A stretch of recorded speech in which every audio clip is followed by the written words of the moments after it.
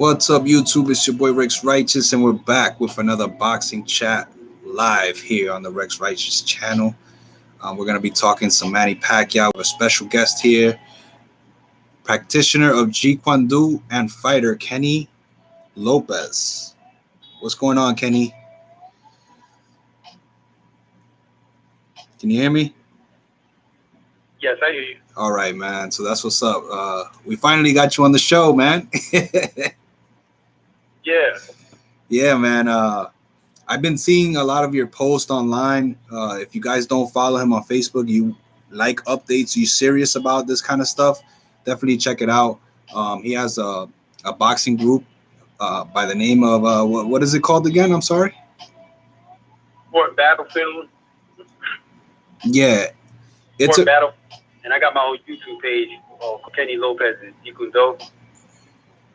All right. Well, if anybody's having issue with the sound, let us know, because I'm trying to put them so we could hear Kenny loudly. I just put your volume up. I have some questions for you regarding the fight versus with Manny versus Thurman, and of course more on Manny because there's so much going on with him. He's one of the biggest stars in boxing right now, or period. What can you say about what happened in the fight? Like, did you see any weakness at all? Before I get to that, I want to know: do you hear me very well? Is my voice choppy, or how does it sound? Right now, you sound a little low, but it's not that bad. What about now? Does it sound better? It sounds a little bit better, yeah. But I won't know unless someone tells us, like, you know what I'm saying? Because I have a speaker next to me, so I hear you good. I just hope that the viewers can hear you. Yeah, I want to make sure they can hear me. Okay, the question about the fight, Pacquiao versus Thurman. I predicted he would beat Thurman. I knew he had the 4-foot speed, and I knew he had the better all-around skills. But I knew Thurman had the all-around skills too. He had many dimensions in his arsenal that a lot of people weren't aware of, and I think he showed it. Pacquiao, just that his experience, I felt, would be the factor, and the fact that a lot of people were banking on him to look 40. And what I've seen from all the training videos and all that, I knew he wasn't going to look 40 years old. I said because he a lot of the fights in the past, like the Jeff Horn fight, for instance, a lot of people were fooled, kind of like misled by that one fight. And that's a fight he not only clearly won, but he said he kind of like he did a little too much going to that fight. But you gotta look at it. Whenever you got a fight like that, styles make fights. Right. You get a guy who's fighting a whole fight, like Jeff Horn was doing. He kept headlock. He headlocked him at least 30, 40 times, headbutting. When you fighting a guy like that, you're never gonna look great and scintillating in a fight like that, even though he dominated the fight. And I think that's why a lot of people were misled in that one fight. They thought, well, he's at the same because he couldn't take him out, but he did. If you look at Jeff Horn's face, he broke Jeff Horn's face up. Yeah. So that was the worst beat he ever got, even worse than Terrence Crawford. But I knew he could beat Thurman. I just, all he had to do was just execute it. Show everybody, go in there and prove it and execute it, and he did that. And they all see it. And Thurman was a natural welterweight in his prime, defeated, and he already beat Sean Porter and Danny Garcia. So they can't say he didn't fight nobody because he beat two of the top guys. Sean Porter getting ready to fight Errol Spence in September. Okay. So, that right there, that closes the case of him, he never beat a good welterweight, or every welterweight he fought him at a catchweight, or this is all the excuses you constantly heard from people constantly. So they can't say nothing now. Now, people making up their own excuses about steroids, PEDs, when it was cleared up a couple days ago by Sean Gibbons, and he took, the random drug test in Bada before and after the fight during the training camp. So it's proof that happened. There's a lot of evidence of that. Margaret Goodman lied about that. He always talked about that. So this is what they were throwing that out there, because they're trying to downplay Manny Pacquiao because a lot of people don't like him. A lot of people don't like him, or really it's because of the Floyd Mayweather rivalry. This is where all this hatred comes from. Right. Because they see Floyd, as good as he is, Floyd never challenged himself like Pacquiao has throughout his career. Well, throughout his welterweight career. Because in his early days, he was taking fights. When he moved up in weight, that's when he started and cherry picking and choosing the right fighters to fight, all to protect his zero. And he wanted to also, capitalize on selling, making a lot of money, with certain fighters you know what I'm saying, with big fights, have the highest paid fights, which is smart. It's a smart business move, but you can't do that your whole career because people are going to judge you by who you was doing it against or who you was fighting when they look at your legacy. Right. And Floyd's last 2 fights, he kind of hit a blow with his legacy because, I mean, he made the money with McGregor. That was a high-paying fight. Right. You know, but McGregor's not a boxer, MMA fighter. Then he fought that little Japanese kickboxer. At one time, at some point, you got to take a challenge. You got to take a challenge. So the Pacquiao fight that Floyd took, he finally took the fight after 5 years. You know, it took a lot. And he made sure he had every advantage going into that fight.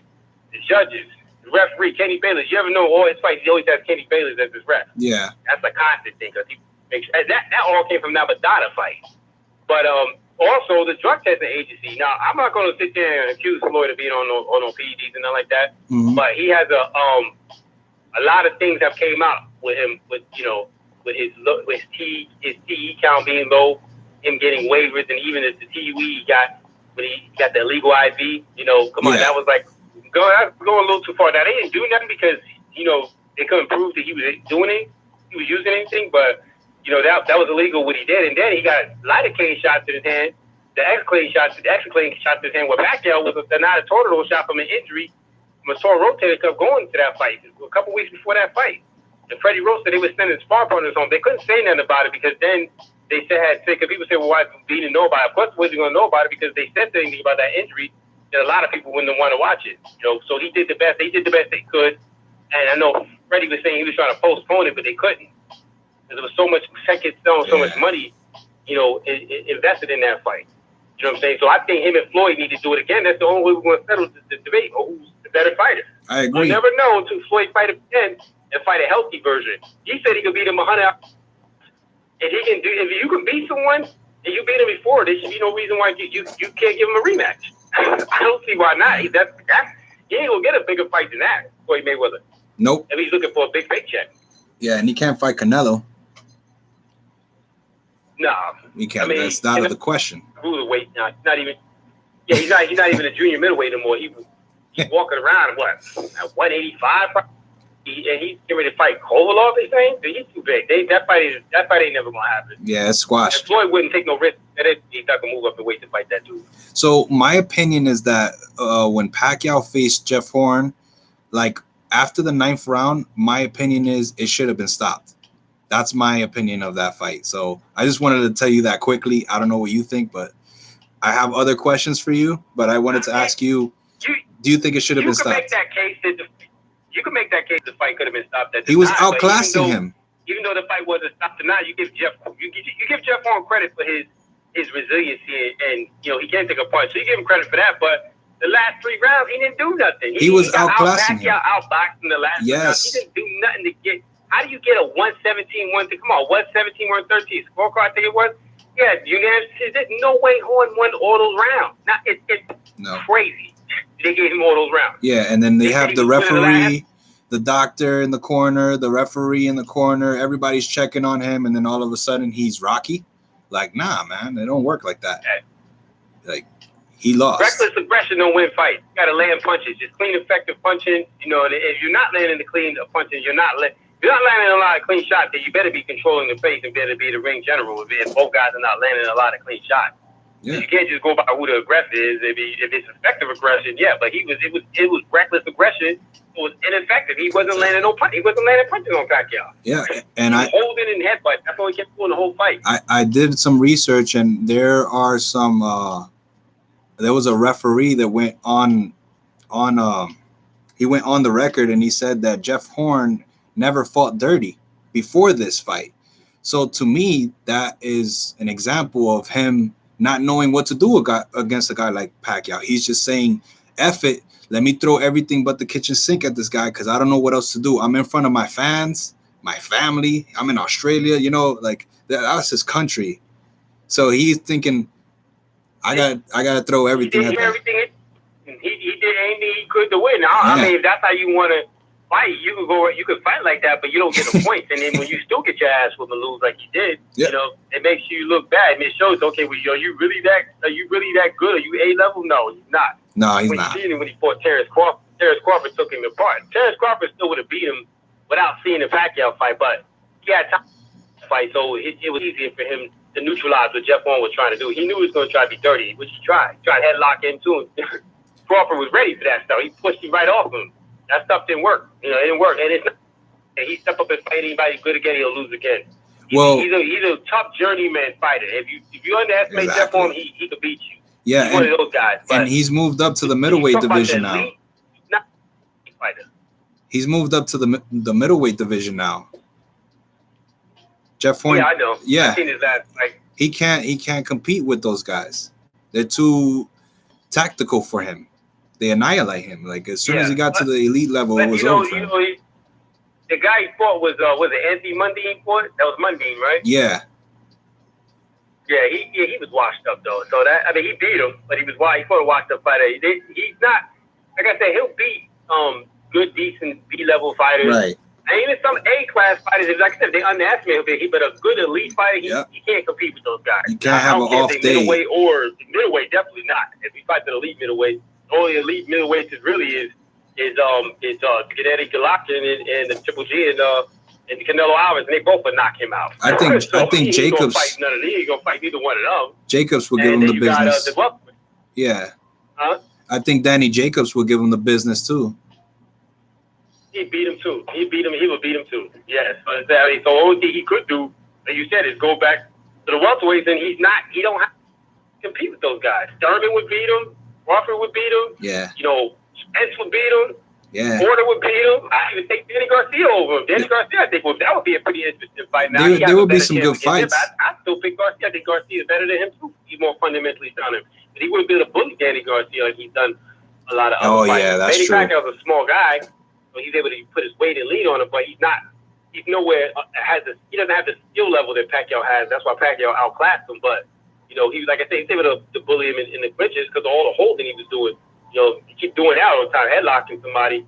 Of course, the fights. It's not an MMA fight. It's a boxing match. Right. You know what I'm saying? I mean, boxing. One time you had, there's a skill to close quarter fighting when you're fighting on the inside. A lot of the great fighters from the past, like Roberto Duran, Sadie Sadler, and even Bernard Hopkins, was great at doing that. So, but this guy was like he was fighting like a damn MMA fighter. He really was. Yeah.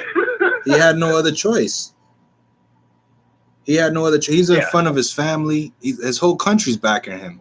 And I was trying to make this case on another video that I made about this fight because the referee doesn't have that many options in that choice. If he was to call that fight and say, guys, Jeff Horn cannot compete against Manny Pacquiao, I'm calling the fight because I'm concerned about his health, he would have an issue walking to the parking lot.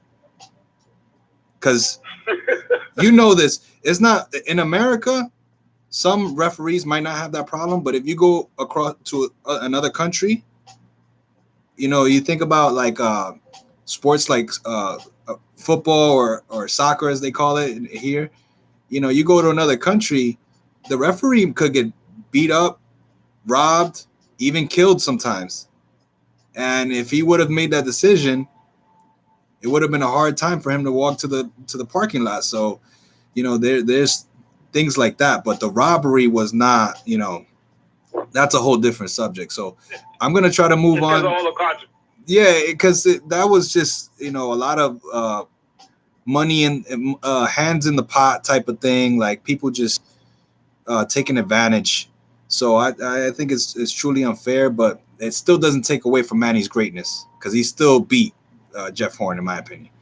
Of course, everybody's accepted. They don't even acknowledge that fight because everybody knows that he won that. Same with first Bradley's fight. Everybody knows he beat Bradley in the first fight. So no one acknowledges those losses, even though they losses on paper. But does anybody really believe them guys beat Pacquiao? Absolutely not. Even Mayweather fans know that Pacquiao he lose them fights. So nobody talks about him. Yeah, and to be honest with you, if that fight was to, if that referee was to go back in time, I'm pretty sure if we were to interview him, he would have said that, I should have stopped that fight, but I didn't because, the crowd and whatever. Because that's basically what took over his emotion. He should have stopped that fight. Seriously, That's what I think. But I don't know if you know this. On Instagram, there's a guy called Manny Pacquiao Highlights. I follow him, and he showed a video of Manny after the fight being approached by Vada. So there is so many accusations out there, and I think it's total BS. But Manny's being tested, So how do you feel about all that? Like when people try to diminish his greatness, like all the accomplishments he's done, 5 division lineal champion, 8-time Yes. division champion. This dude is one of the greatest, in my opinion. And there's so much to cover, with him. But how do you feel about like people saying those things about him? I mean, this all, like I said, this all started. I touched on it. It all started with Floyd Mayweather's father, and Floyd Mayweather himself. About the whole drug testing and blood testing, and supposedly Manny that he had got I guess tested it before the Morales fight, and he felt weak or something after the fight, so he had an issue with that. But the thing is, he didn't have a problem with doing the drug testing at that time. He just didn't trust Floyd Mayweather. He wanted the Nevada State Athletic Commission to conduct the drug testing.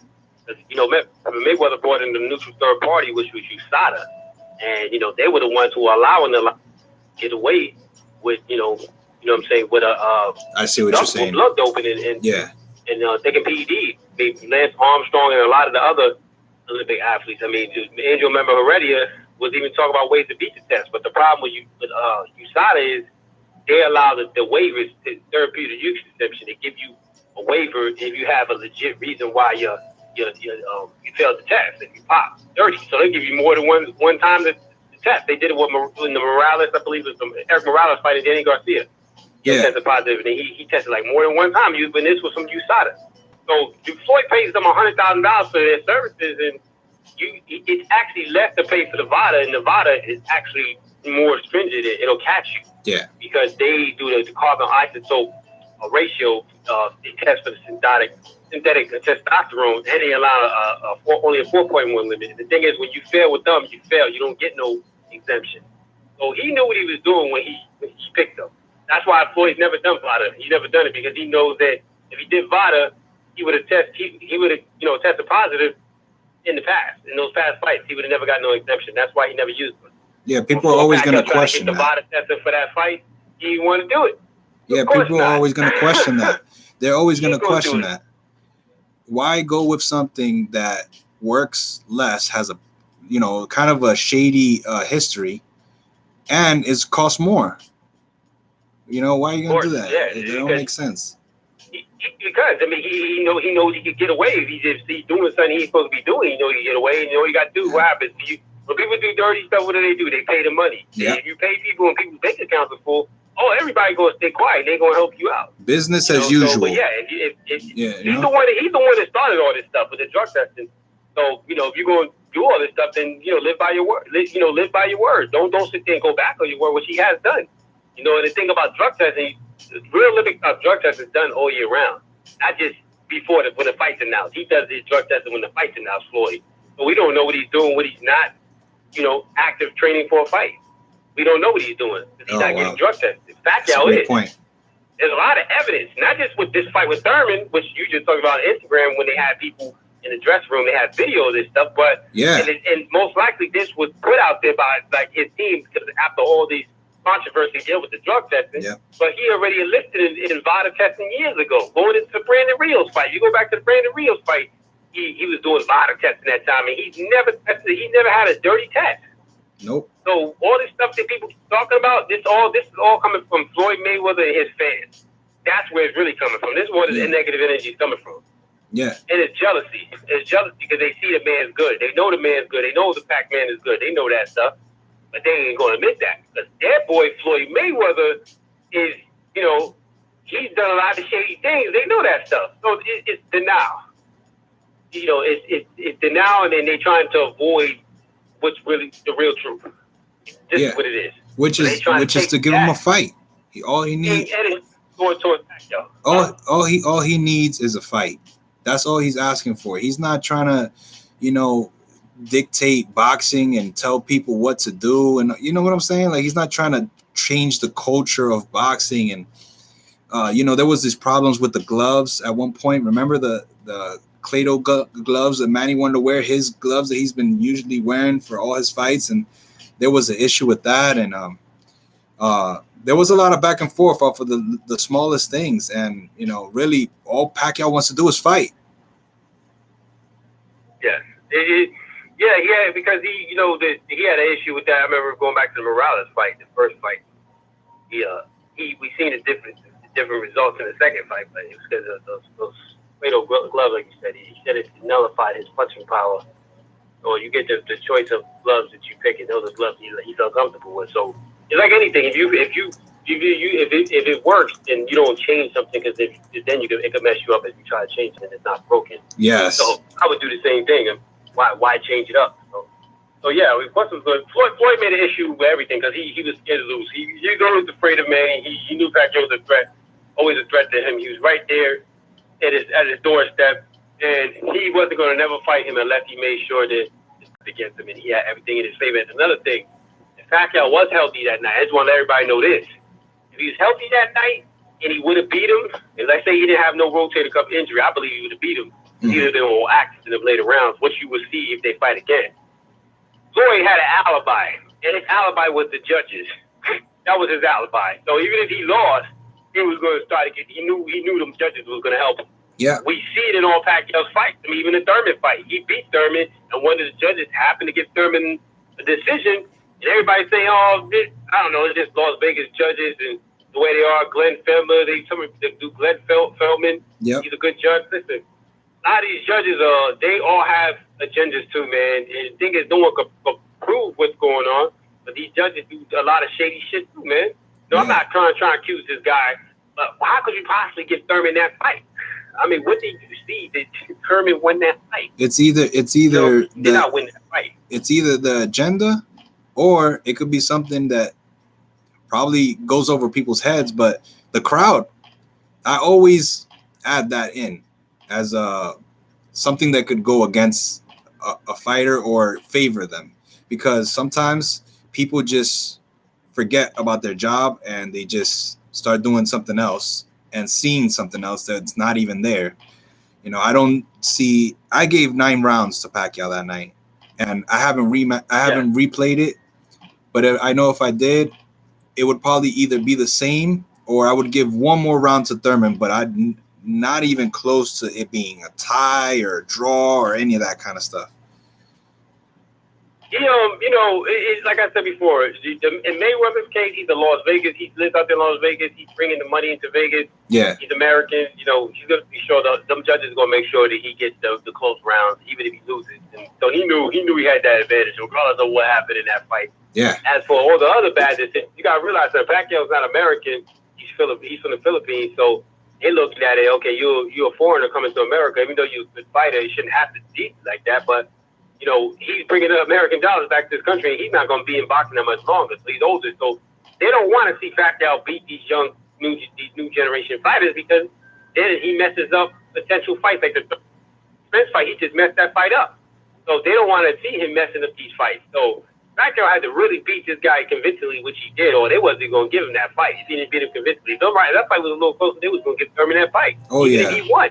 The X factor was the knockdown, and Manny's effort throughout the fight, because Manny gave a resilient amount of effort throughout the fight in spots. So there was times that he took took like half of a round off, but the next round he was back. He was back at it. He was not taking a break. Yeah, absolutely.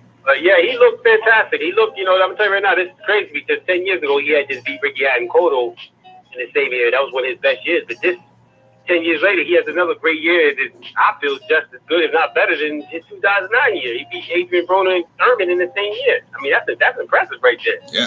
He's going to fight another fight towards the end of this year. But, after a fight like that, you want to take a break. So he's going to wait till 2020. That's what I would do. He's older now. So hey, the belts are on the line.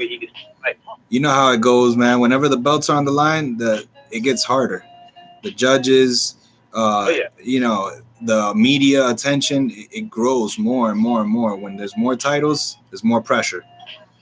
Yeah. Of course. Yeah, so I'm hoping. Go ahead. You can ask me another question. Yeah, I have another question. You were talking about on Facebook, because I have a post up right here that's talking about martial arts connecting to Pacquiao. So I think it was Wing Chun we were talking about, and we tagged Dewey Cooper. Yeah. We tagged Dewey Cooper. Go ahead. We tagged Dewey Cooper. Dewey Cooper is a ex fighter. He's also a trainer, and he knows about martial arts just like Kenny Lopez does. And we asked, and his rebuttal was this: some of the techniques are from Wing Chun. However, there are no Wing Chun artists as boxing champions for a reason. World boxing champion Kevin Kelly used many kung fu techniques into his boxing as well. Pacquiao is not the first to do that. I picked Pacquiao to win this fight. He's regarding Thurman because I have been in the opposite corner against him. I've seen his footwork, awkwardness, and explosive yet quick punching power firsthand.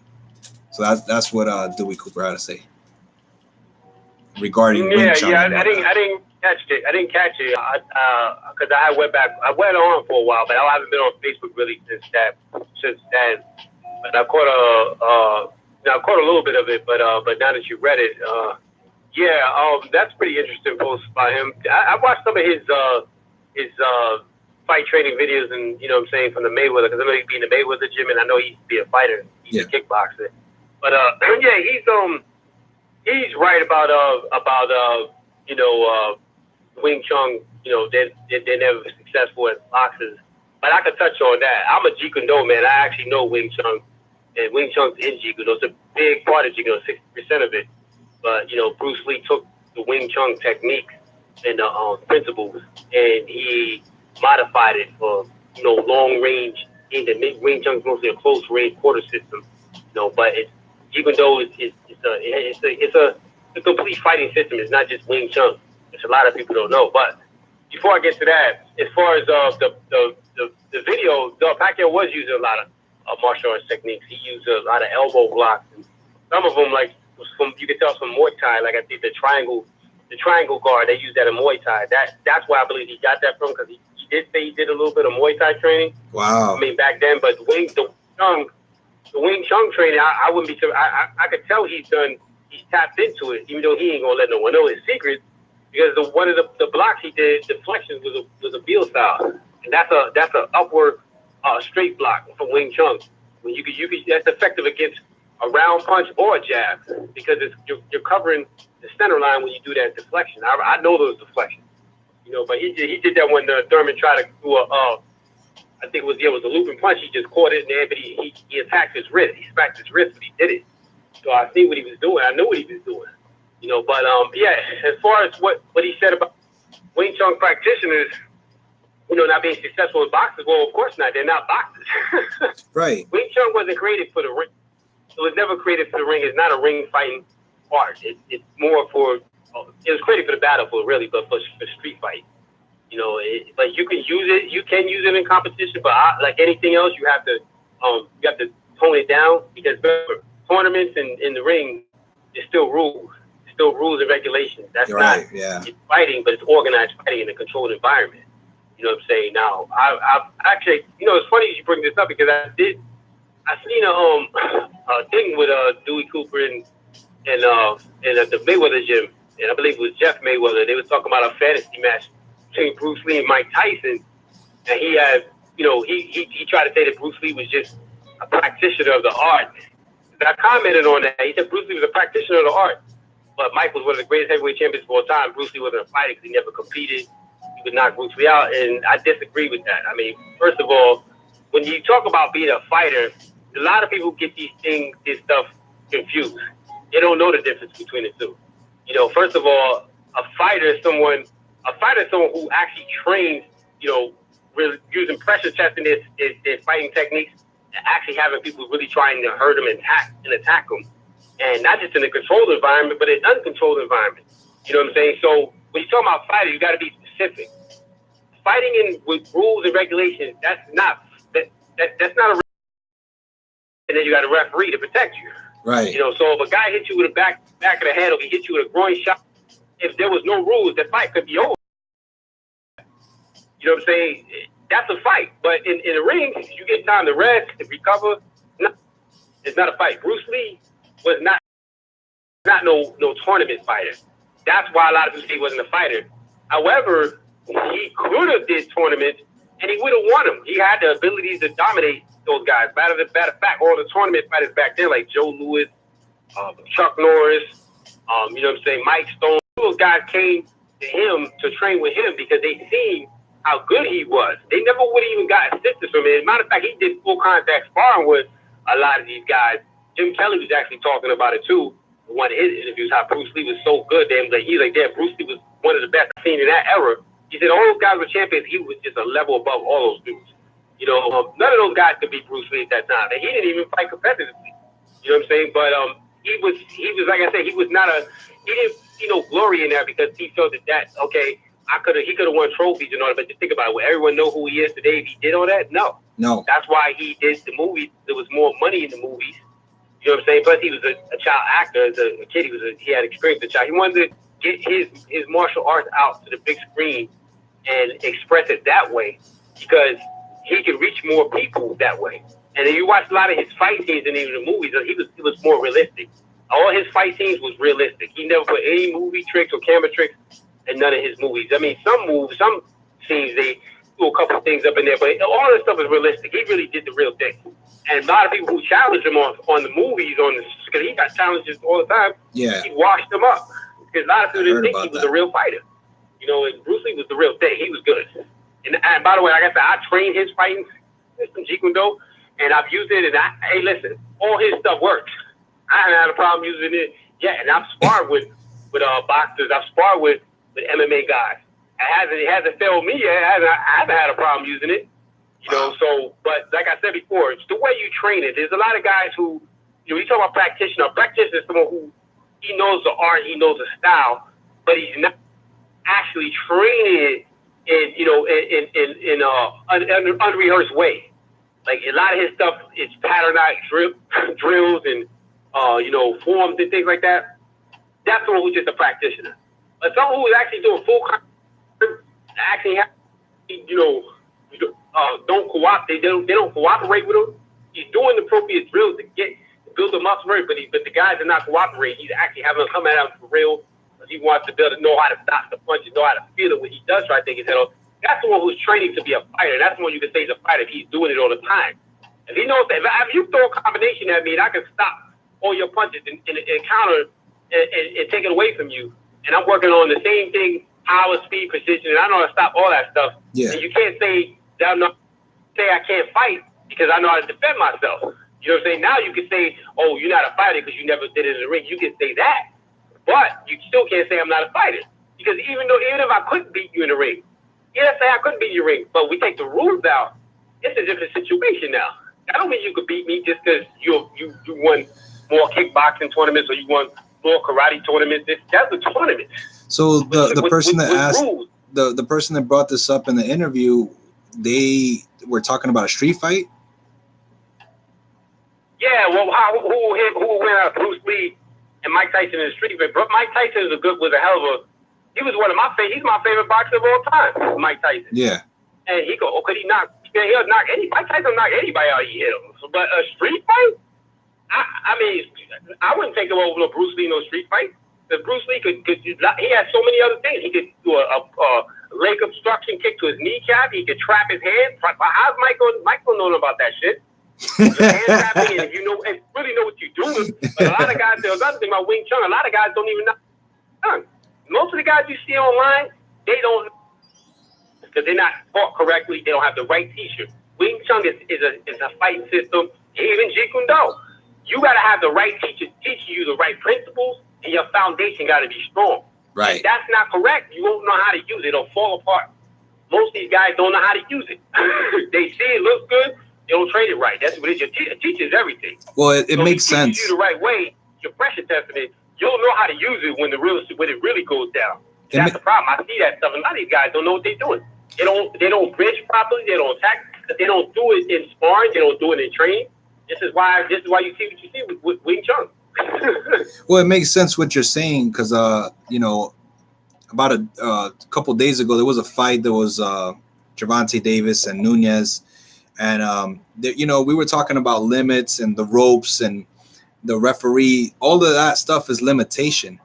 But if you got you're in a free world type of scenario where you can pick up sticks, the garbage top or whatever, or anything on the floor, a knife, glass, a bottle, anything.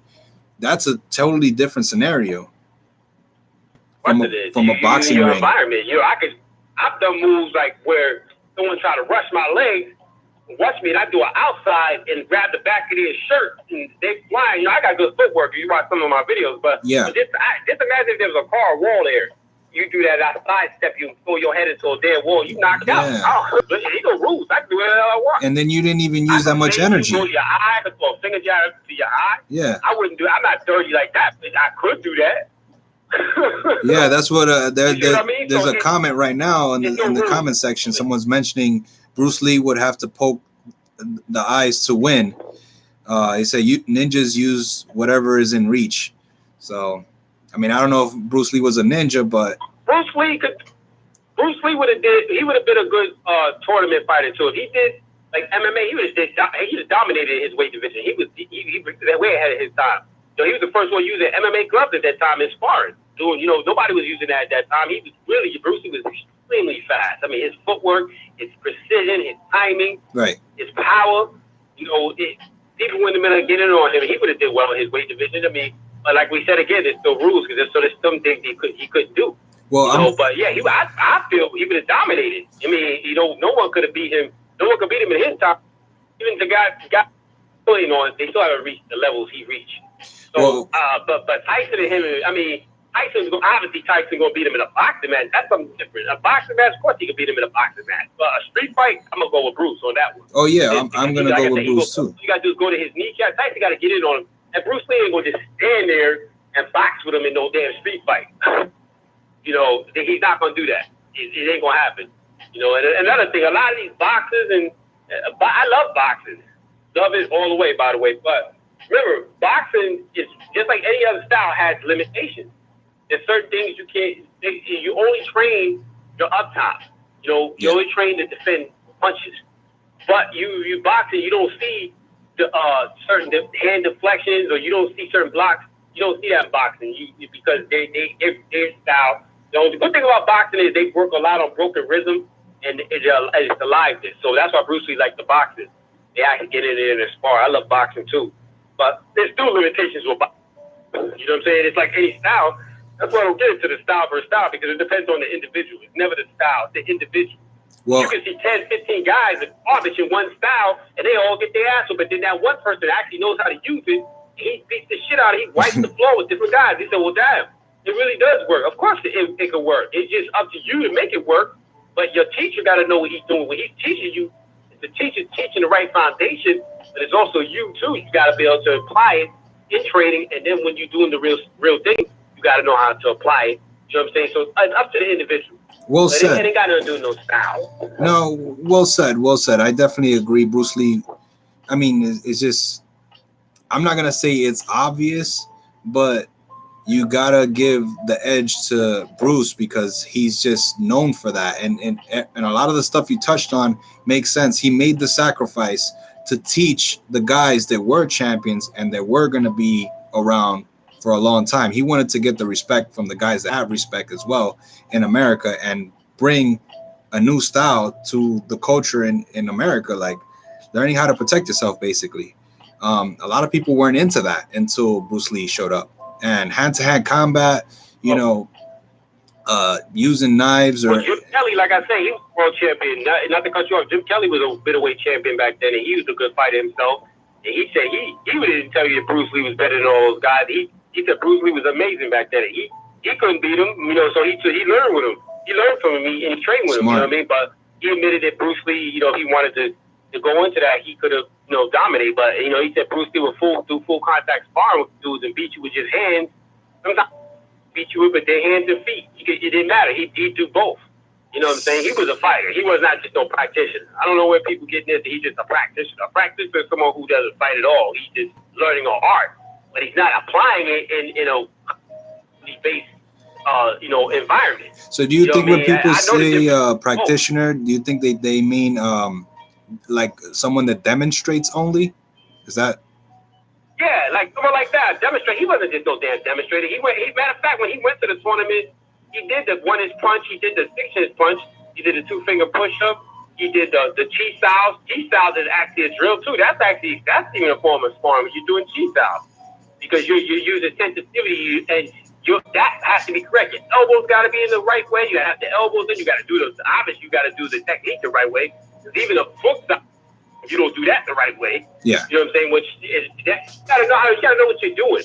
So that's a form of sparring. He did that blindfolded when he was doing it with Taki Kimura blindfolded. But Taki Kimura knew Wing Chun. He knew he had kung fu in his arsenal. Bruce Lee was chi style, doing the chi style. He was really good. Bruce Lee's chi styles were good. His trapping was amazing, but he also did full contact sparring, unrehearsed. That was a demonstration, but it was unrehearsed. And anything unrehearsed is the real thing, but they had protective equipment on. Yeah. And he held back in that. He could have did more damage, but he didn't. There's a lot of things he didn't do in that full. If you watch it, you can go right now on YouTube to watch it. His full contact sparring. Come on, man, dude. Dude couldn't land a punch on him. I don't know. I think Dennis DeSanto's one of them. I don't know who else. I forgot who else was sparring with him. But listen, the dude was amazing. Wow. People wasn't even doing that at that time. They wasn't doing no full contact sparring. Martial artists. I mean, they did kickboxing eventually in the early 70s. And by the way, Joe Louis' first kickboxing match, who trained him for that? Against Greg Bain? Bruce Lee. Okay. Joe Louis. Man. So yeah. I'm going to play. Bruce Lee trained for that fight. I'm going to play a little bit of devil's advocate here because I've had Rafael Ramos on this channel, and we interviewed him, and he helped out with Tyson's camp, knew some of those guys, and I've interviewed him on it, and he truly thinks, I don't know if he knows this for sure, but he truly thinks that Floyd even might have some Wing Chun in his defense. So what's your opinion on that? Floyd Mayweather Jr. You talk about them. Well, first, if that is true, he's talking about the elbow blocks. Yeah, I know what he's talking about. The bong style, the elbow blocks. When he does the Philly shell, the shoulder roll, which I've seen it, and it's similar to a bong style. No, he don't have no Wing Chun in it. But where? Just besides a basic elbow block, I can do that. That's easy. Yeah, I do that all the time. I got a spot on YouTube where you see me doing a bong style. Two of them. One of the guys I was training, he actually don't got no gloves on. One of them he got gloves on. The other one he's throwing punches right in my face, and I'm catching it with a bong style, and I'm intercepting him. That's easy what he's doing. So no, just because he does a bit, it's impressive to someone who don't understand Wing Chun. You know what I mean? They just into boxing, but but I don't see no Wing Chun unless Floyd's learning it for him. This Rafael G. Ramos, I know him. I've talked to him. He's a nice guy. He knows Wing Chun. He trained with Grandmaster William Chung. Yeah, he's still a William Sifu. Chung is one of the best. And matter of fact, his student, who's a Sifu, Master Philip Redmond, who I've even learned stuff from him. He actually taught me my first form of the Silver Tile form. I learned that from him. I already have Wing Chun in my arsenal for my first instructor, Steve Lamar Irwin in upstate New York. He's a Jeet Kune Do master. I didn't finish all my Jeet Kune Do training with him, but all the other Jeet Kune Do stuff I learned, I did that on my own.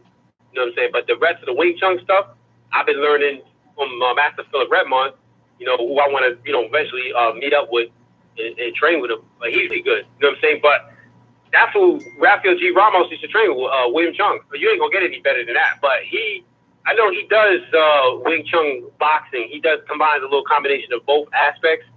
And Floyd might have, Floyd is that person. He's trying to find anything he can to help him in that square circle. So, which is smart. I don't blame him. You want to win, you want to do that. So, I don't know if Rafael G. Ramos would touch hands with him, not touch hands with him, but taught him some things. But if he didn't, Floyd probably observed and just adapted some things. But other than that, I don't see no Wing Chun in his boxing at all. I don't see that. A lot of the techniques he was using, he was learning that in his early days from his father. So do you think Mike Tyson? Parries and stuff like that. He was learning that from his dad. Matter of fact, boxers they taught to catch punches with their rear hand more. They'll catch with the rear hand when they block. But with Wing Chun, with Jeet Kune Do, we using our lead hand for everything. Rafael Jr. Ramos is what I'm talking about. We use our lead hand because the lead hand is doing most of the work. And that's closer to the target, but you're using the lead hand to control the person's center line. Like that. Control and from entering your center line. You know what I'm saying? So that's when you're using your lead hand for everything. Yeah, no, I'm only mentioning it because we have an interview here on the channel with Rafael G. Ramos. He's mentioned it before. He's a Sifu as well. And he says that Mike Tyson and some of these guys like that used some of the Wing Chun training and stuff like that, or were taught. He thought that they were taught it and they didn't know. Was his opinion. That's possible because, you know, Mike Tyson case, you know what? I always believe that because the way he attacked the fighter's center line, he would always attack the person's center line, and he didn't know what he was doing, but he was instinctive with him, the way he would cut the ring off on boxes. You know, Mike knew the peekaboo style. Yeah. Rafael G. Ramos knows the peekaboo style too. So Mike was a master. He's the best at that system. The peekaboo style though, you gotta be light-footed and fleet-footed to be able to cut a person off though. Can't be gun shy when you're using that style, and you don't when you use the peekaboo style. It's really an offensive style. So you can't be gun shy when you're coming forward. It's your feet. You gotta be light on your feet. You gotta have good timing, be able to slip the punch and be ready to counter. Or your timing has to be good. You know, but you gotta be ready to counter. But you gotta be fleet-footed because you're gonna be constantly cutting the guy off. You know what I mean? So it's a high intensity style. It's not a style for everyone. Mike Tyson was perfect for that style. He had the genetics, you know, the foot, the speed, the power, both hands. He had a good chin. He was strong. He was perfect for that style. So that's why you've seen the greatness that he showed back in the 80s when he was on top of his game. All right. Well, I have one last question. It's pretty like a soft, like a alley-oop, as they say. What is your favorite food to eat before a competition? Because obviously, I don't know if you know this, but Keith Thurman was eating cake before the fight. Do you think that matters, or is it just comfort? You know, he was so. You know, I realized that he was in tremendous shape going into that fight. So it wasn't. I don't believe that was going to really affect him like that. Now, if he was doing that during his training camp, then possibly so. So, you know, I guess it depends on, you know, people like different things to get their things settled in with nerves and other stuff. So keep them happy. So that, you know, so that might have been the reason why he was doing that, you know. But I personally wouldn't do it. But, you know, to each his own. Right. But what would you? I'm a diverse person. I try to mix things up. I like avocado. I love avocados. Yeah. You know, cucumbers. Olive oil in there. I mix my stuff up. I don't just eat one particular thing, so it depends on how I feel. But I like a lot of fruits too, a lot of fruits, things like that, like blackberries and things like that. So I like things like that, and you know, I take smoothies too. I like smoothies, different smoothies. I think, you know, so keep energy going. Yeah. So it depends, though. It depends. But that's just me. You know, that's just me. It depends on it depends on the person. I know Pacquiao was eating chicken and what was he eating? No, he was eating fish. He eats chicken and rice. He was a whole bunch of stuff. He eats for like 2 people. Yeah, he eats for like 2 people before a fight because he knows that he's a lot of his fighting style is kind of intense, right? I mean, there is some thinking in there, but he's an intense fighter. Yeah, the thing is, you want foods with minerals in there. You don't want foods with a lot of chemicals and other things. And dairy. Foods. You know, you want to avoid that stuff. I know in Asia they eat a lot of rice, but the best rice to eat is wild rice. That has a lot. Wild rice, that's more natural. You can look that up on Google. But that's actually the best rice you can eat. I would suggest that for anyone. Awesome. You know what I'm saying? But you know, that's part of his culture. So, you know, they love the rice over there in the Philippines and especially in China. They love that. They love rice. So they eat that all the time. Rice is healthy for you, but like I said, it depends on the type of rice. Some of these rices they be selling at Walmart, these stores, you want to avoid that stuff. That shit is like bleached rice. Yeah, I hear that. You go to health food stores to get the rice. White rice is not always great. I mean, this is if you have it a lot, but at the end of the day, those are the best. You know, especially for competitions, for working out, you need stuff to help. Yeah, wild rice, brown rice. They call it brown rice. Those are the best forms of rice you can eat. All right, man. Well, we're gonna end this live because I didn't want to go over an hour, but you really touched on a lot of subjects that I'm pretty sure a lot of people were wondering about because, you know, Pacquiao is still on the top level in my opinion. I think he's the best welterweight right now. I think he beats Errol Spence next year. The whole Maypac thing, I think we should cover that next time.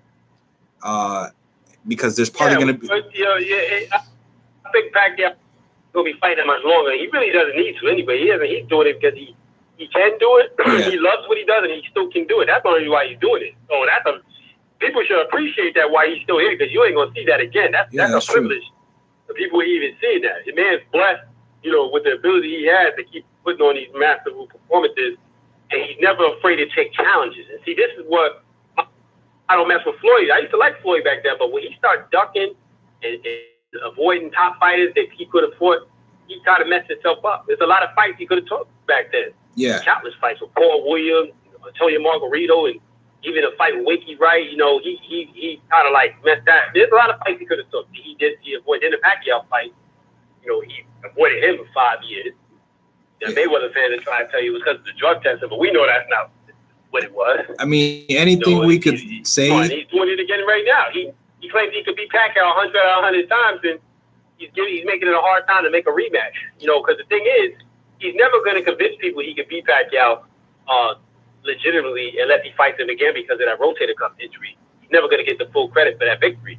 And that fight, even though he won, that was a close fight. He didn't dominate him in that fight. Yeah. No, I agree. Floyd, the one thing I could say about him is that he had a lot of people that were in the boxing game for a long time around him.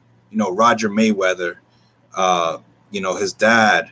He trained with a lot of guys too that became legends and stuff like that. So he always had people in his ear, but that doesn't mean that he didn't have to take that fight. I truly believe that it would have been a better and closer fight right around the time that Floyd fought Miguel Cotto. That version of Mayweather would have been closer to beating Pacquiao. But what I believe about Pacquiao is that his resume speaks for itself, and I think that Mayweather sees that since he can't beat that resume, he has to play the villain. So that's my opinion. Like he can't dispute it. He also don't want to take it. It's not just that he really don't want to fight Pacquiao again because he knows if he fights him again, it's risky to his 2015 fight. He loses, it takes away from that fight, and a lot of people they feel that he didn't beat him legitimately anyway because all the controversy that came out of that fight with the rotator cuff injuries and him being allowed clean shots in his hand, Pacquiao not being denied a total shot. He had every advantage to win that fight. So a lot of people not going to give credit for it, but in his mind, he believes he beat him at his best. Of course you got that in his mind, in his fans. So he don't want to ruin that. He's scared to lose too. He don't want to lose. You don't want to lose. I mean, that's his marketing too, his undefeated record. So I definitely understand why. Yeah, but the customers have you fighting, you're going to be judged by the chances and risks you took and how do you come back from adversity. And Pacquiao's proven that every time he came back from adversity when he got knocked out by Marquez. He thought he was done. He came back, and he never took the easy route. And he always won the big fights when it mattered most. So that's why he's being considered one of the GOATs of this era. And look at his accomplishments. Like you said, 5 lineal championships, 8 division titles. And then he's the oldest man to ever win a welterweight title. That's what they're going to look at. They ain't going to just look at, you're undefeated. Because a lot of fighters retire undefeated. Andre Ward, Joe Calzaghe, Rocky Marciano, Kevin Oxton. I mean, he's the only retired undefeated fighter. Yeah. No, there's plenty. And I don't know if you've ever watched the show Hot Boxing with Mike Tyson. I've seen a little bit. Or that clip. There was one with LL on it. That one was fire, yo. It'd be like 51 minutes. I can't sit through that whole Hot Boxing show, but I've seen a couple of them on YouTube. The clips? You seen the clips? Yeah, I've seen some clips. What about it? Yeah, when I love, because I feel like this was overlooked, but when Mike Tyson said, Sugar Ray Robinson, he was defeated, but after he lost, he has 73 or 78 wins straight. So that's even still more than what Floyd has done. You know what I'm saying? Yeah, exactly. I mean, that's proof right there. Yeah, everybody, listen, when you lose, you come back. It's how you come back from what you do after you lose, or what you do when you get knocked down, what you do after. Because remember, a loss is going to make you better. You know, a loss makes you better. When you lose, you get better after a loss. Nobody wants to lose, obviously, but you have to lose sometimes to get better. You know what I'm saying? Because you're always learning. So, you know, everybody loses. All the greatest fighters of all time, they've all had losses. You know, and you look at the fighters who retired undefeated, they're not considered the greatest of all time. You know, I think Ricardo Lopez is probably one of the greatest. In my opinion, Ricardo Lopez is the greatest undefeated fighter of all time. He got one draw, but he never got beaten in the amateurs or the pros. I interviewed him. I'm one of the few people that interviewed him for like 2 minutes. It's on the Indian Boxing channel. Yeah, it's on the Indian. They're just like questions about Chocolatito and other fighters, but they weren't pertaining his career, because he's actually really hard to interview. Like, it's not that I can't come up with questions. It's just that he's one of those people that's private. You know? Yeah.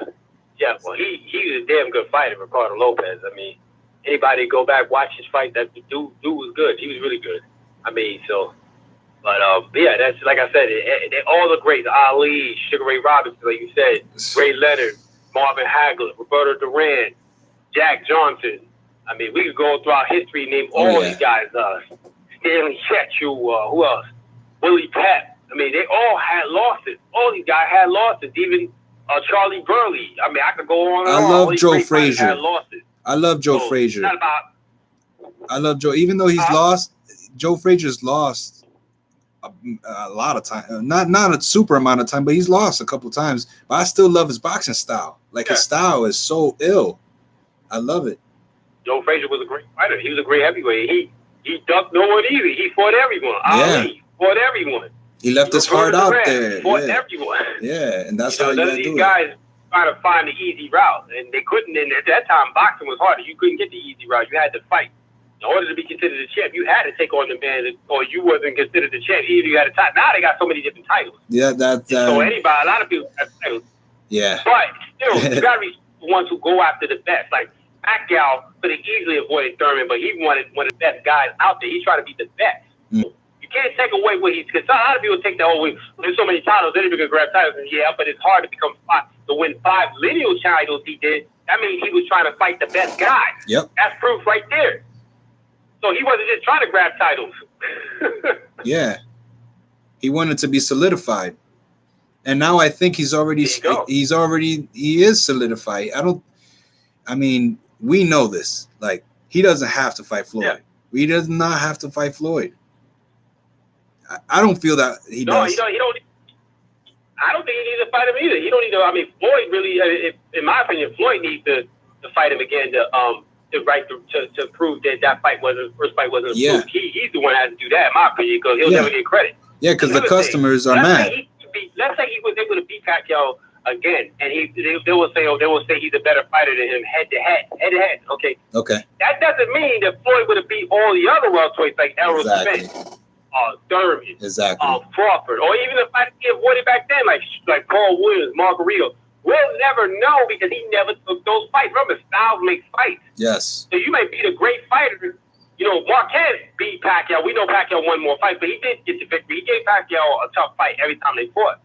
But Marquez wasn't better than Timothy Bradley. Bradley proved that. What happened with Bradley for Pacquiao? Pacquiao beat him every time. Right. So, you know, it's styles. Styles make fights, man. It has to do with styles. That don't mean you could beat all these other welterweights. Pacquiao challenged himself and beat all these other welterweights. He didn't. That's what they're going to judge you by. There is some difference. We're not hating on Floyd's resume. We're just saying the differences. Because, for example, you got Ricky Hatton, right? Ricky Hatton is a natural 140-pounder. He fought Manny Pacquiao at that weight. Guess what happened? Exactly. Sleepy time.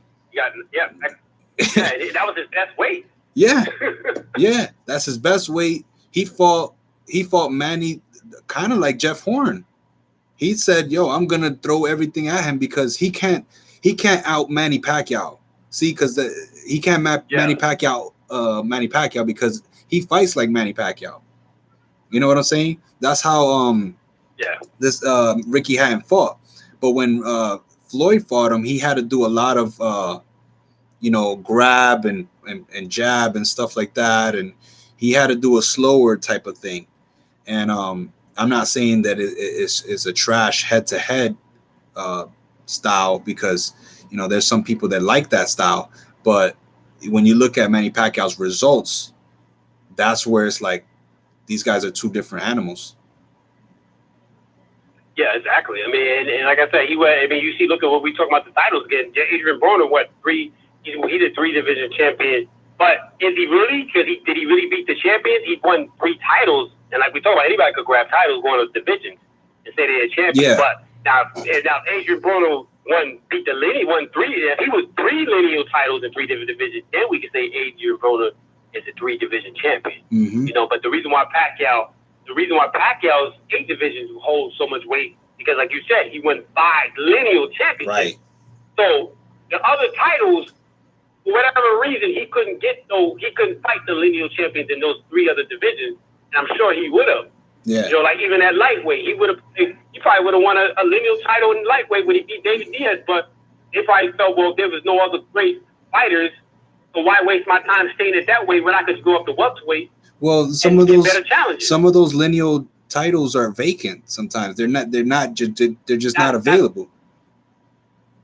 That's exactly what it is. You just said it. They probably felt that, well, we could become the lineal. He could have won more. He could have been 8 titles and yep. 8 lineal championships is possible. He could have did it, but still there's limits. So you can only go so much away. Like you said, a lot of the titles were vacant. So they probably felt, well, okay, we can win it, but is it really going to help us? Because we're not beating any. There's nobody great. Whoever had that lineal championship, he's not there no more. So it's a waste of time. Yep. They probably, why do all that when I could go up to fight bigger champions? What he did. Yeah, and it made him a greater fighter, so he made the right decision. Exactly. Yeah, so I think we've covered a lot. There's probably going to be some more news coming out with Maypac. I'm pretty sure of it. So we'll be definitely calling Kenny Lopez back. If you guys have any questions for him, leave it in the comments. We'll forward it back to Kenny. You want to leave with anything? Do you have anything else going on? Do you want to promote to the people on the channel? Well, not really at the moment. I mean, I'm the training. I want to start doing. I got my sequel gonna come down here and start training with me eventually, and because I want to start doing. A lot of people want me to bring Jeet Kune Do to MMA, and I told them that I would do it, but it will only be to just because I want to do. I like the competition and I love sparring and all that, so I might try it. I might do the MMA thing. I'm thinking about it. Okay. But I'm still training all the time, so that ain't going nowhere. But if you go to my YouTube channel page, you'll see a lot of my videos. A lot of people can see that. And so, like I said, if Kenny Lopez is Jeet Kune Do, you see a lot of my training videos on my YouTube page because I got a whole bunch of them. But okay. I'm not really out there like that. I actually had one video where I was going at it with what's his name, Tommy Carruthers. We were going back and forth, and Don Juan put it out and stuff. I got a lot of haters from that because with the perfect example, what Tommy Carruthers is doing, he's a practitioner and demonstration guy. He's not a real Jeet Kune Do fighter or nothing like that. I train to be a fighter. I train to fight the fighting part of Jeet Kune Do. Like he trains just the art part of Jeet Kune Do, which is 2 different things. The demonstration. You know what I'm saying? You the can demonstration. Train the fight part and the art part. Yeah, it's and a demonstration. That's not gonna help you real fight what he does. He knows the principles and all that. That's all well and good, but he's not training realistically for the fight. Yeah, that's more for like beginners. All right, for like beginners. That's good for like. I mean, beginners or regular street situations where a person's in your face, you can do a lot of the techniques that he's showing. Yeah. Because I know all that stuff he's doing. And it all works, but it's like I told you before, it's how you use it. If you don't use it, as like in a realistic way in sparring or actual drills, the right appropriate drills to help you. Then go into sparring, you'll never know if you can use it when someone really tries to attack it because people are going to be attacking you back. They ain't going to just stay there. Yeah. Stand there while you're doing all that. And what if it doesn't work? What if you have a mistake? A mistake happens. You have to have plan B, plan C, plan D. So I hear you. Exactly. That's where thinking outside the box comes in and not limiting yourself. And Jeet Kune Do is like I said, it's a complete fighting system. But it has principles, it has concepts. So if you use all those things the correct way, you'll limit yourself.